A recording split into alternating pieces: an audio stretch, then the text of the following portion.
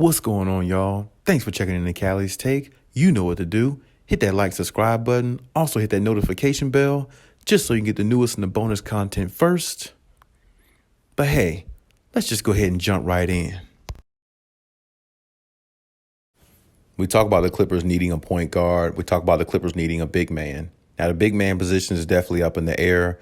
We'll see exactly how the Clippers fare with that opportunity if they find anybody in the offseason that they would like to explore. But the point guard position has been the focal point for the Clippers the last couple seasons. They tried it with Rondo. It didn't work. And, that position right there is very sacred for them because I think that's the ultimate position that could put them over the top, even though I think they're a really good championship quality caliber team now. I just still think that position is vitally important and needs to be filled with the right piece. And to me, an interesting pick or interesting name that's out there right now is Dennis Schroeder. And Dennis Schroeder plays for the Houston Rockets. To me, he'd be an interesting pickup for the Clippers if they were able to acquire him. If and when, I should say, however that might happen, not saying it will, not saying it won't, but he would be interesting simply because, this past year he averaged like 10.6 points with 5 or 6 assists, per game. So he definitely can distribute the ball a little bit. He has his moments where he wants to be a scorer.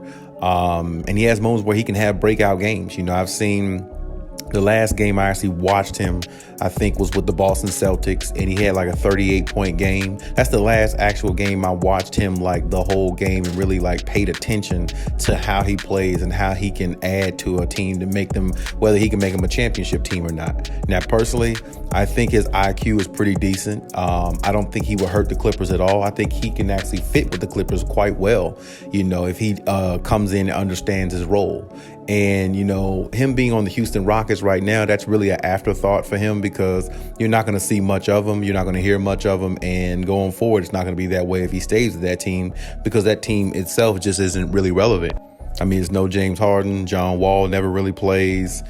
Christian Wood is really good. I think he is, but he can't help them be a winner. He's still a young player himself. They got some other good pieces on there, but they're not developing into any championship caliber or maybe even playoff type team anytime soon. Maybe things will change this offseason. You never know. Maybe they'll get some pickups, get healthy. You never know what can happen, but I don't really see them being any type of threat to anybody anytime soon. But my point is, the Clippers, if they're looking at Dennis Schroeder, which that seems to be one of the names that is out there for them to be, possibly looking into. Like I said, I think he would be an interesting pickup for the Clippers. He can give the Clippers 5-6 assists a game. And he can give them double-digit points a game. So, really, if you think about the role or the position that the Clippers are in, they really just need a backup point guard. They don't even really need like a starting point guard or anything like that because Reggie kind of plays the point guard role along with the shooting guard role. It's just the fact that Reggie gets tired at some point, of doing that.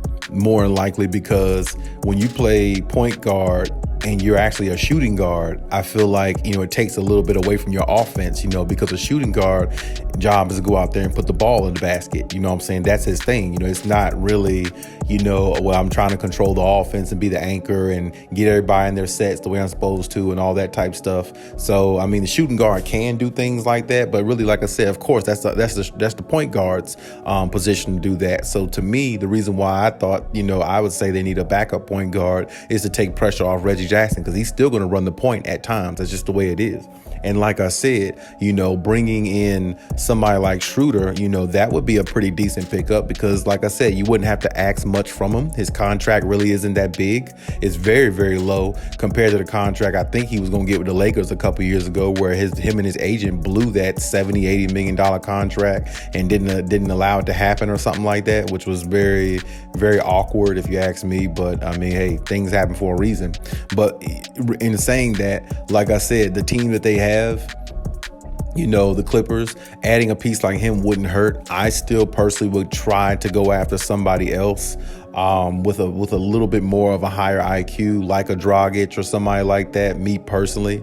But, there's even some reports out there, about Damian Lillard still, which that would be a far-fetched dream for the Clippers, not unless they traded the whole house to get him, which, if they're willing to do that, I'm pretty sure, Portland would do that. But, I don't think the Clippers should trade away all their assets for one guy, especially if he's, health issues or anything like that. You never know what could happen in a season. So that's really far-fetched, but definitely a good, dream to happen. Of course, anybody would take Damian Lillard if they could, but in reality, like I said, Dennis Schroeder is not a bad pickup, but at the same time, I would, like I said, if they have a chance to get somebody like Goran Dragic or somebody like that, I would personally go with him.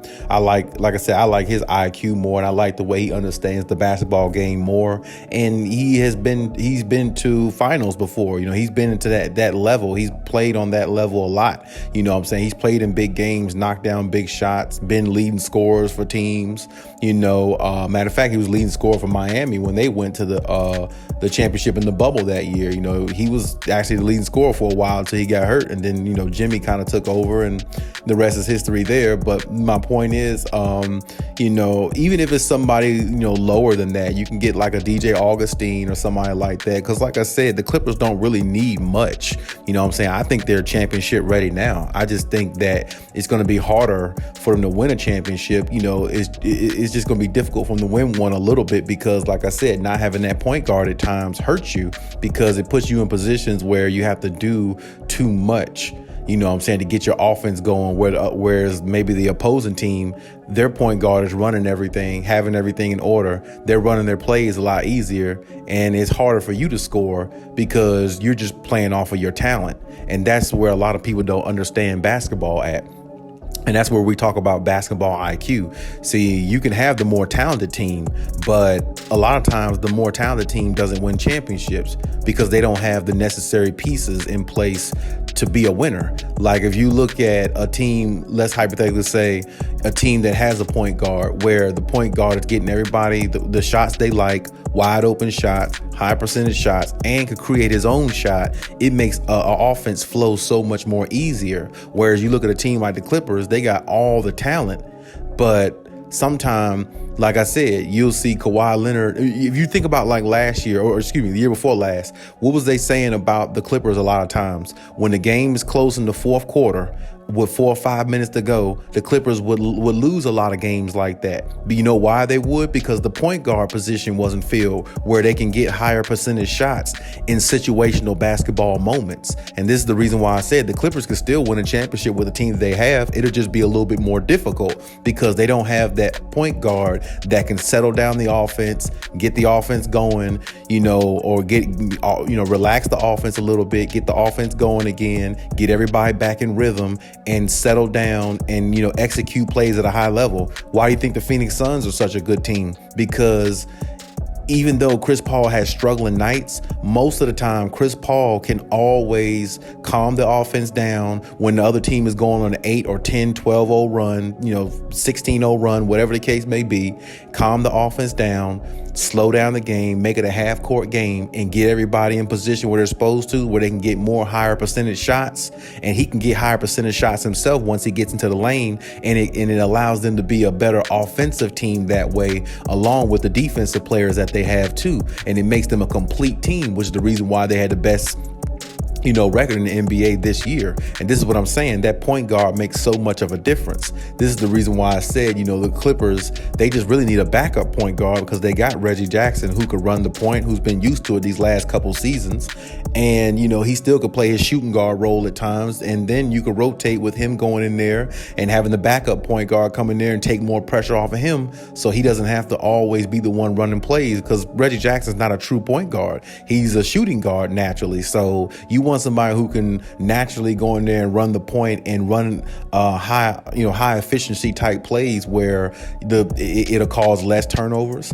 It'll drive your offense better, and you'll ask Kawhi and PG to do a lot less in regards to getting their assist total. Because like I said before, the Clippers, it's harder for them to win asking Kawhi and PG to average 6 assists apiece.